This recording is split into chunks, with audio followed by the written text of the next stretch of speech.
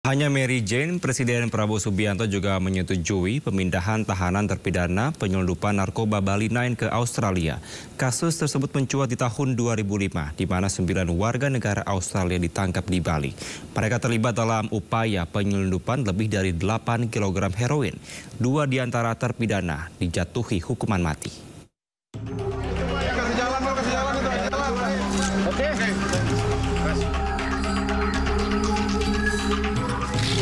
Tahun 2005, 9 warga negara Australia ditangkap di Bali.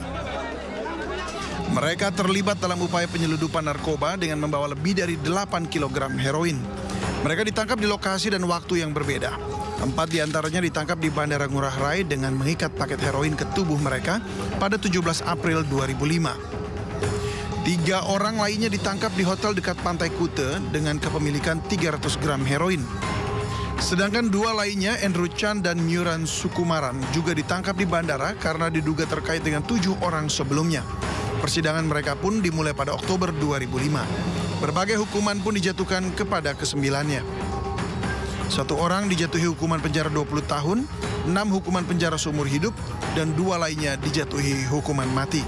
4 di antara terpidana penjara seumur hidup mencoba banding, namun justru diperberat menjadi hukuman mati. Sementara pengajuan banding oleh kedua terpidana mati tidak berubah.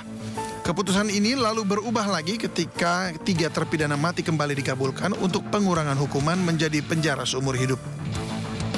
Pada tahun 2012, kedua terpidana Chan dan Sukumaran mengajukan gerasi kepada Presiden Susilo Bambang Yudhoyono.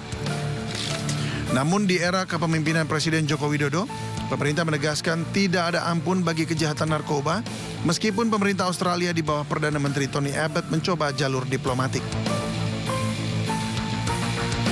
Pada 29 April 2015, keduanya dieksekusi mati oleh regu tembak di Pulau Nusa Kambangan, Cilacap, Jawa Tengah.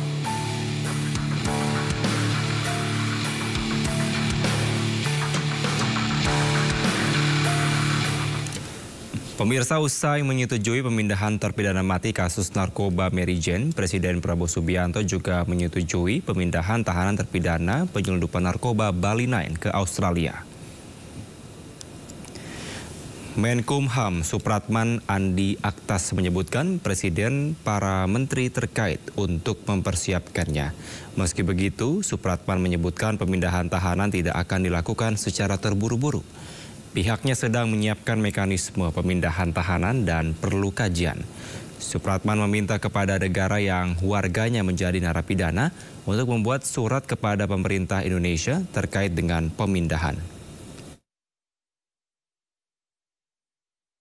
Bali 9, sekali lagi saya ulangi, prinsipnya Presiden telah menyetujui untuk dilakukan proses pemindahan. Tetapi kan tidak boleh terburu-buru karena menyangkut soal mekanisme. Bahwa mekanisme transfer secara umum kita belum punya rules-nya. Makanya Presiden menugaskan kepada Pak Menko Hukum, kepada Menteri Hukum untuk melakukan kajian. Prosesnya tinggal finalisasi. Kami akan melakukan itu. Pemirsa, Presiden Prabowo Subianto membuat gebrakan baru dengan menyetujui pemulangan terpidana warga negara asing ke negaranya masing-masing. Sebuah langkah yang dihindari para presiden terdahulu. Dan pemirsa, untuk membahasnya lebih dalam telah bergabung bersama kami pakar hukum internasional Profesor Hikmahanto Juwana. Selamat malam, Prof. Hikmahanto.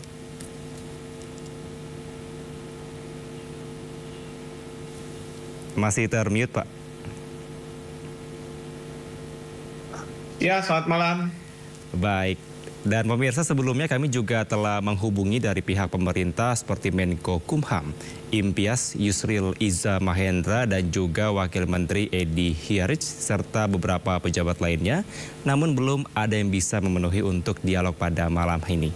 Baik, saya langsung ke Pak Hikmahanto. Terkait dengan kasus Mary Jane, ini pemerintah meminta agar negara terpidana melaksanakan sesuai dengan hukuman yang dikenakan. Sementara kita tahu, Pak, terkait dengan pemerintah Filipina ini tidak mengenal hukuman mati. Tanggapan Anda seperti apa, Prof? Ya, pertama adalah tentu sah-sah saja apabila Presiden hendak melakukan pemindahan narapidana. Dan itu merupakan kebijakan diskresi yang bisa dilakukan. Nah, sebenarnya pada masa lalu pun juga tidak ada masalah.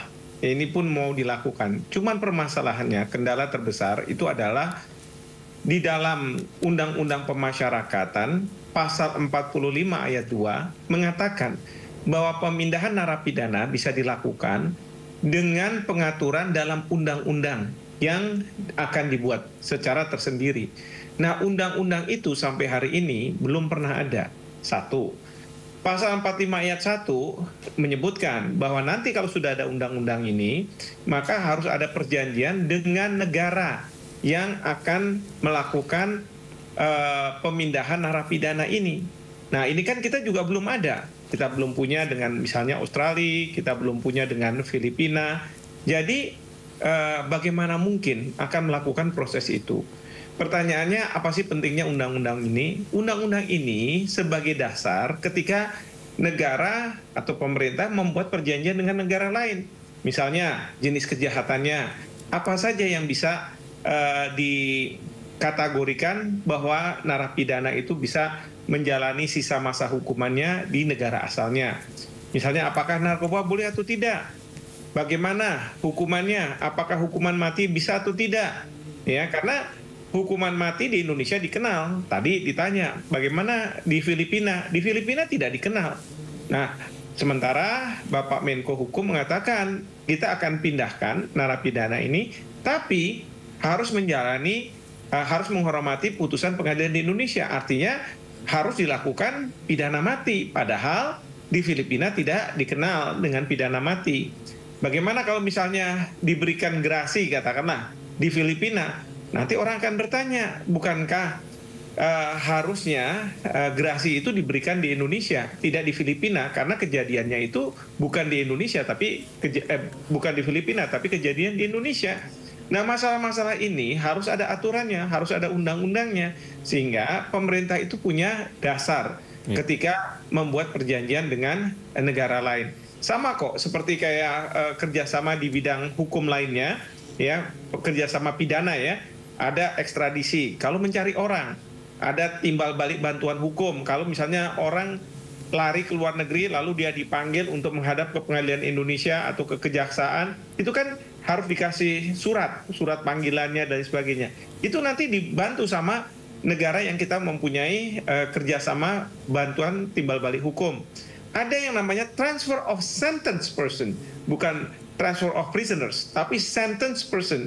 Sentence person itu berkaitan dengan mereka yang sudah dijatuhi hukuman pidana, ya. Jadi statusnya adalah narapidana. Kalau prisoners itu exchange of prisoners, itu dalam konteks perang di mana ada tawanan yang dilakukan oleh masing-masing pihak, ya, karena dia melakukan tindakan terus kemudian ditangkap hidup-hidup. Nah, itu bisa dipertukarkan. Itu exchange of prisoners, bukan transfer of sentence person. Dan kemudian ada kerjasama di bidang pidana lainnya yang namanya transfer of proceedings. Ini memindahkan proses hukum persidangan, proses hukum dan kemudian juga persidangan di negara dari pelaku yang kebetulan warga negaranya adalah warga negara dari negara yang diminta sebenarnya untuk mengembalikan orang itu ke misalnya ke Indonesia. Seperti itu. Baik. Tapi Prof, apakah dapat dipastikan bila mana nantinya Mary Jane dipindahkan ke negara asalnya di Filipina dapat dengan pasti untuk menjalankan hukuman sesuai dengan apa yang dijatuhkan dari pemerintahan kita?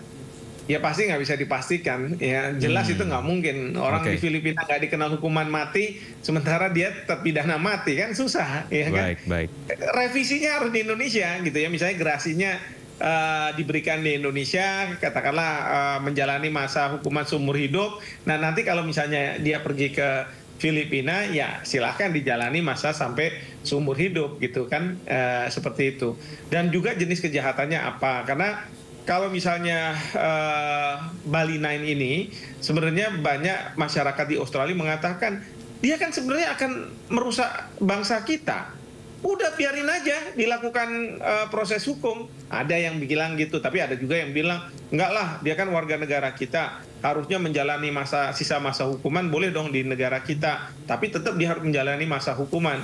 Nah, itu ada pro kontra. Termasuk juga kalau kita membuat perjanjian dengan Australia, dengan Filipina, lalu kemudian kita juga minta warga negara kita untuk bisa dipindahkan, itu kan atas permohonan dari si narapidana itu. Pertanyaannya adalah apakah narapidana misalnya dia di Australia gitu ya, dia minta untuk saya tolong dong dikembalikan ke Indonesia supaya saya dekat dengan keluarga saya. Bisa, tapi bisa juga dia nggak mau karena di Indonesia dia tahu overcrowded di lapas-lapas itu, ya, dan kemudian mungkin kondisinya lebih tidak baik kalau mereka bandingkan dengan Australia. Ya mereka tidak mau.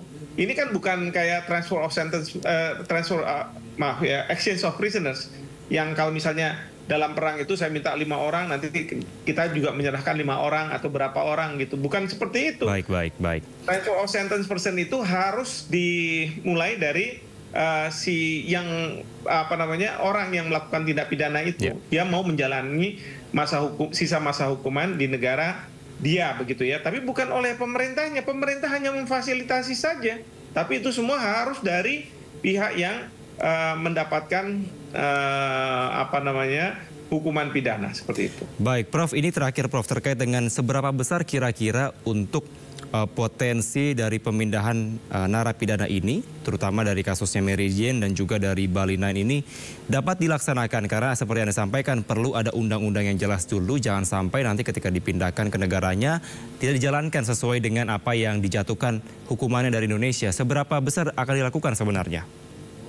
Ya, kalau misalnya Prof. Yusril mengatakan bahwa Presiden sudah mau melakukan tindakan itu. Nah, sekarang kita mendapatkan informasi dari Menteri Hukum dan HAM, Pak Supratman, yang mengatakan bahwa kita akan kaji dulu. Nah, maksud dari kaji itu kita lihat nih undang-undangnya ada atau belum, perjanjiannya ada atau belum. Kalau masih belum, undang-undangnya harus dibuat. Nah, undang-undang karena ini bentuknya undang-undang harus ada pelibatan dari DPR.